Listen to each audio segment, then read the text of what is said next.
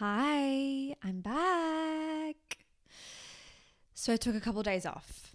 I'm going to tell you why. It's kind of the preface of this whole epiphany that I've had that I kind of want to pose, talk about, wander on with you, yap about, of course.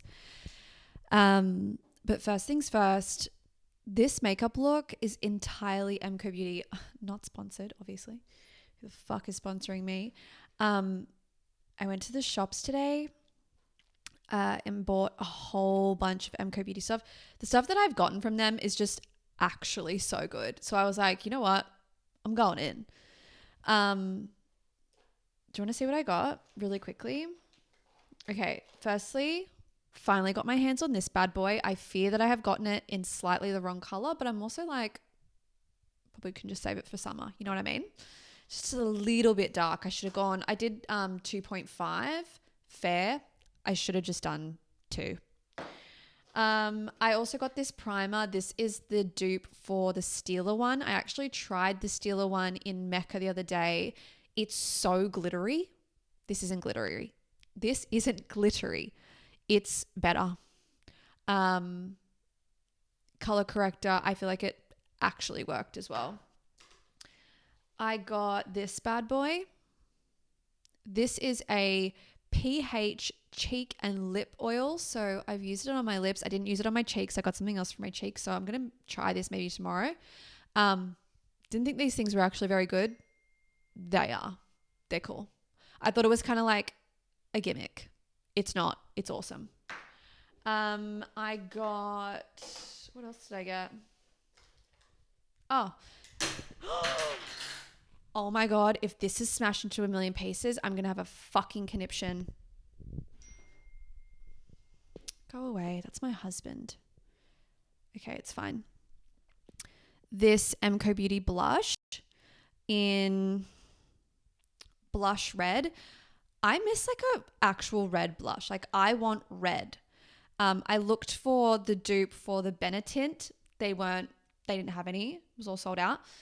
So I got this because it's quite like it's a deep red, but it's like red, I guess, right? I got it because I wanted to put it over the top of this, which I already had. Love this. Again, Charlotte Tilbury dupe, because I heard that the reason this doesn't stay all day is because it needs to be set with a powder. So just put a little bit of that on top. I'm loving it. I feel like it's actually brighter and you can see that I am blushed. I went pretty buck wild, guys. I got this dupe for NARS, the NARS concealer. I loved the NARS concealer. The NARS concealer was my holy grail. I want to say like probably 10 years ago. And I just like never repurchased it because I don't know. It's like $70 for a fucking concealer. This is good. I'm not even doing that whole double effect that I was talking about the other day. Vibes. And I'm going to see how it sets. Like I actually only just put this makeup on because I just got home and I wanted to try it all. And then I got a brown mascara, which I'm into. It doesn't like lift and like, I don't need my lashes to be longer. I have quite long lashes and I guess that's what this whole thing is. It's called extend lash. But I did love the idea of having a brown mascara. I've been looking for a brown mascara for ages. I think that's all I got from MCO Beauty. I got like some body wash and stuff as well. Oh, I got the Souffle moisturizer. I went in today. Why did I go in? Why did I feel like I needed to treat myself? Well, it's because I had a really fucked up experience on Friday, which is why I have not uploaded for 3 days. So let me tell that story. And then again, I was going to give you a little bit more context. So went to a sound healing. It wasn't a sound healing. It was a breathwork session. When I say breathwork session, I really mean a breathwork session that wasn't normal. One is relaxing sound healing. I've been to sound healings before. I've been to like one in Bali. That was the very first one. went to. It was great. You can have really profound experiences doing a sound healing. Sound healing does not equal breath work. Let me just be very clear about that in case you were hoodwinked or have been hoodwinked by this person, or someone like them. So I did sound healing because I kind of had an intense week. I was like, let me go Friday night, let me spend my time, like I want to relax. That's what it was advertised as. It wasn't. And the way that this person was talking about breath work, explaining breath work, was like it wasn't a big deal. It's like it can't be dangerous. Like you should not do breath work if you have any family history of stroke or epilepsy or anything like that. None of that was talked about. It was just go like do the breath work patterns, and it was actually like he gave us this like sheet of paper and it said like, you're gonna do this breath work pattern to put yourself into fight or flight. Are you fucking for real? I know what I'm talking about because I'm a breathwork practitioner. If I had known that breathwork was what was going to be on the table, I would not have gone. I am in recovery for CPTSD. I should not be doing fucking breathwork. I should not be putting myself and faking or intentionally putting my body and tricking my body into going into fight or flight. I should be doing box breaths. I should be doing fucking 4-7-8. Yeah, like that's what I should be doing. There was no talk about this at all. It was so intense and it was just fucked. Like it was actually fucked up. Like he actually pointed because I wasn't practicing the breath pattern because I was like, I'm not doing that. And he looked at me because I wasn't doing it. And so then I felt weird and then pretended to do it. And he was like, oh yeah, now you're doing it. Excuse me? Not, oh, are you okay? Is there a reason why you're not doing it? And even then, that's fucking weird and not trauma informed because I'm in a fucking room full of however many people. There was not him, greeting people being like, hey, do you have any issues? Is there anything I need to, nothing. It was so fucked up. So I thought I was kind of fine though. Like I was not fine. Let me say that. I was not fine. The whole time I was like, okay, I'm here. I'm here for a reason. I booked this really intuitively. I'm going to trust my intuition that I'm meant to be here. And I'm going to use this as a challenge to really just see where I'm at with my episodes and, feeling triggered. I mean, that's just really what I had to tell myself to get through it. I could have walked out totally, but I don't know. I didn't want to, right? Like, I don't know. It was fucked up. Anyway, the whole time it was, I was just like, I was furious. And I think that took me out of the experience because I was like, this is wrong. This is so fucked up. Like, this is so not trauma informed. Like, I was so just in that like I definitely did not experience any healing. I did walk away going, okay, I didn't have an episode, so pat on the back for me. I survived this like without vomiting and shaking and having a PTSD episode. So good work. So I was like, okay, I guess I can just find some gratitude for this and like, okay, I was in a fucked situation and I got through it, One, to add to the bank when things are really fucked up, I can just be like, remember that time that you had to sit in, and oh my God, that was the other thing. He was like, oh, put your hand up if you're okay for me to like touch you, like put a hand on you, which is part of breath work that does happen. It can be really helpful. I was like, you know what, this is going to be fucked up. That actually will be helpful for me. Or if you, like, if it's okay if I like play instruments over you and stuff. And so I put my hand up. I was like, totally. At one point, this man came over with, I don't know what the fuck it was because my eyes were fucking closed, But he got this what I can only imagine was a pipe and blew smoke. So I'm laying down and he blew smoke onto my chest. So it went up into my face. And I thought I was feeling lightheaded, but I'm not quite sure if I was actually lightheaded or what it even was. It was actually fucked up. It was so fucked. Anyway, I just was amazed that didn't ask if anyone had fucking asthma. It was just so not cool. It was not cool.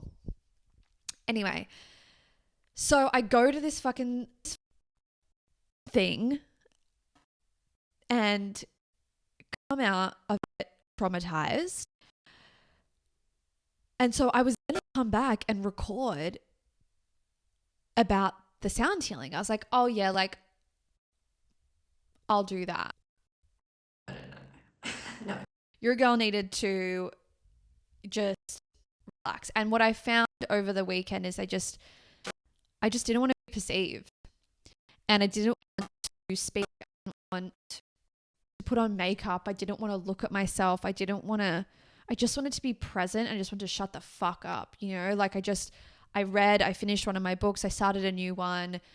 Ended up at the markets yesterday, walking around in kind of drizzly rain, just looking at cool little bits and pieces. I got some really cool fucking stuff. Really happy with some of the things I got. But I just needed to focus on not being on the internet and just not giving anything to anyone else, to not perform in any way, shape or form. I just wanted to be with my husband. I saw some of my friends. That was it. Really, really chill weekend. And it got me thinking a lot about the commitments that I've made to myself and the things that I affirm. And there was a part of me that was like, fuck, man, you said you were going to do this for you. I didn't even really care. I knew that no one would really give a shit that I didn't upload. It was more you said that you were going to do this for you, and now you're not doing it. And one thing I've kind of realized a lot and accepted, and I talked about this actually in a podcast the other day, is the part of recovery where you actually have to just accept that this is a part of you. And you can't actually do things in spite of your disease, disorder, chronic pain. You can't push yourself despite of it unless you actually go through a phase of accepting that there are things that you are going to find more difficult, or you simply cannot do now that you have this thing, right? And so with my CPTSD, what I've realized is I actually can't work a normal job. Even if I really wanted to, or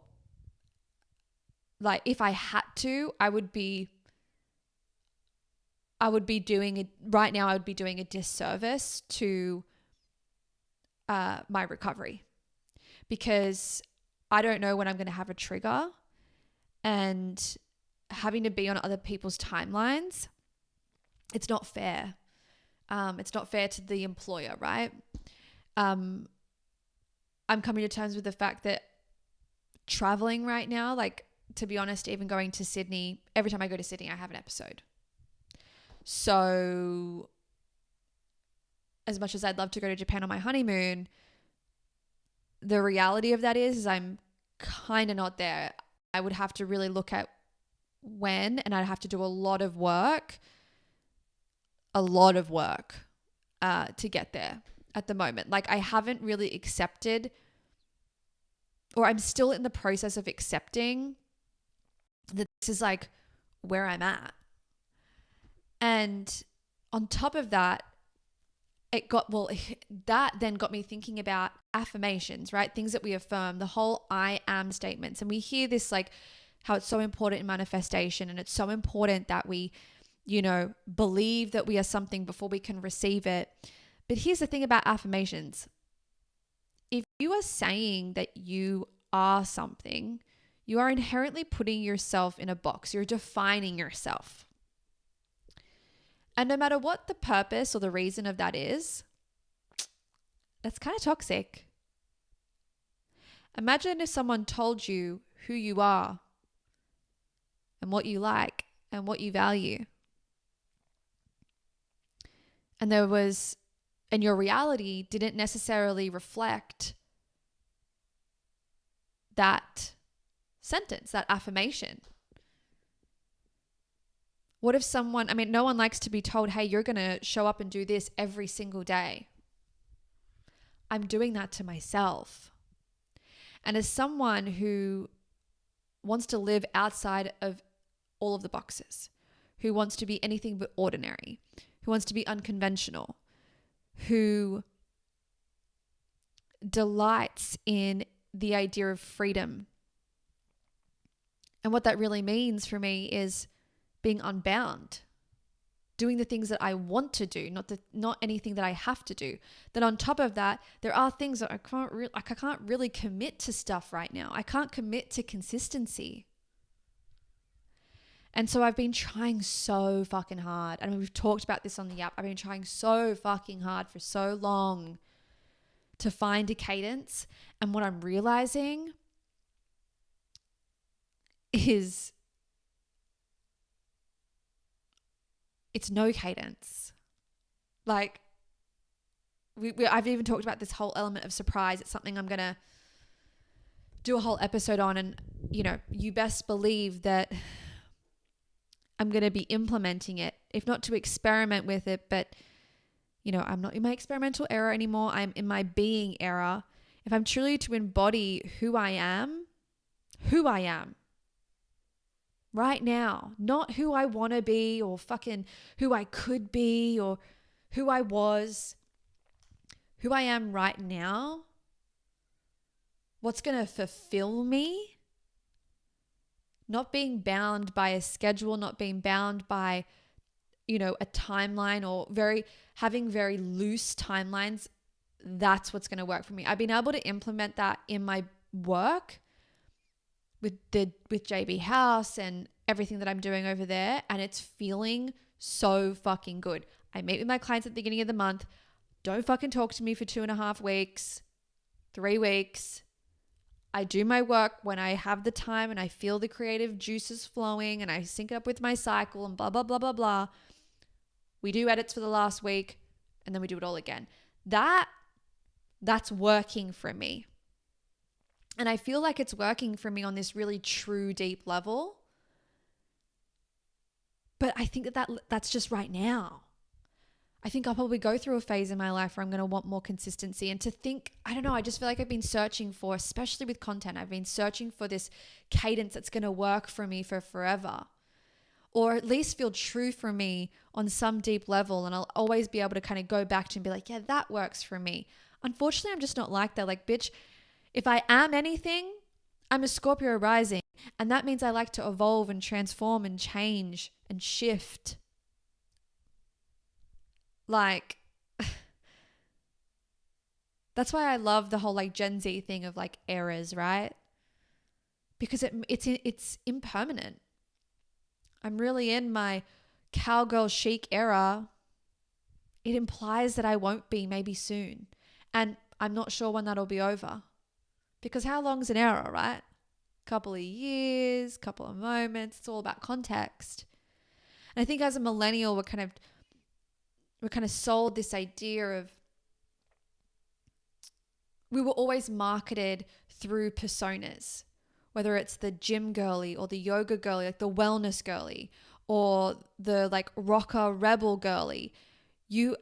And then you had products that were affiliated with those personas. It was much more like your lifestyle. And once you committed to that, you get so over-identified with it. There's no room for changing and shifting. And bitch, like that ain't me. Not right now. Anytime I've ever tried to like fully commit myself to some kind of persona, some kind of niche, some kind of lifestyle, and live by their rules, it's never worked out for me. And I think now more than ever, with where I'm at in my recovery, that's just not going to fucking work. And so I'm going to stop saying I am going to upload a video every single day to YouTube for 30 days. What if I'm not in a position to do that right now. And also, ideally, is that what I want? To have to do something every single day? Dude, I'm my own fucking boss. No, I don't. I love the idea of just uploading when I feel like I have something to say.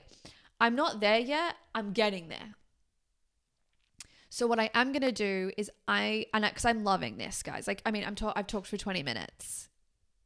Look how much more excited I am. Or maybe you can't notice, but I feel so much more excited to do this. And I think it's because I had a couple fucking days off. Because I value freedom. Especially right now. In this time in my life. So I'm gonna do Monday. I'm gonna play around. Here we go. We're not gonna use I am. I'm gonna play around with Monday to Friday, see how that feels. But who knows? It might change. I might just come on here and talk to you for an hour one time, and then you don't hear from me for a month. Or I could upload a video every single day. What I know is I love long form. I love unedited. That's feeling very true for me. And the cadence is not working with where I am in my life and what I value. So we're going to see how that goes. And I just want to encourage you to stop saying I am this, because even if you're using it as an affirmation, I am rich. What if you're fucking poor? Do you think that your money situation right now means no? Because what if you're not rich? You know what I mean? What if you're not that? And let's say you repeat that every single day in the mirror and then you get rich. What happens when, I don't know, someone dies and you can't work anymore, you hurt yourself, or something happens and that money goes, you lose all that money. Someone breaks into your bank account and steals all your fucking money. You're going to feel like shit about yourself because you're like, I am rich. All I wanted to do was be rich. Stop it. It's toxic. It's toxic to the version that you are, the version of who you are now and who you're going to be. And if anything fucks up, affirm what you are now. That's you know what that's called? Gratitude. The Buddhists have been talking about it for fucking years. And they also told us and taught us that desire is suffering. And that's what I'm experiencing. Saying, I am going to do this. I desire to have uploaded, I did the whole everyday thing because I wanted to look back and be like, yeah, I did that. I desired that, I don't know, moment, I don't know, version of myself, what that would mean about myself. Oh no. Probably can't hear me. Anyway, I hope that this is recorded. If it hasn't, I'm just going to fucking upload it anyway. Love you so, so much.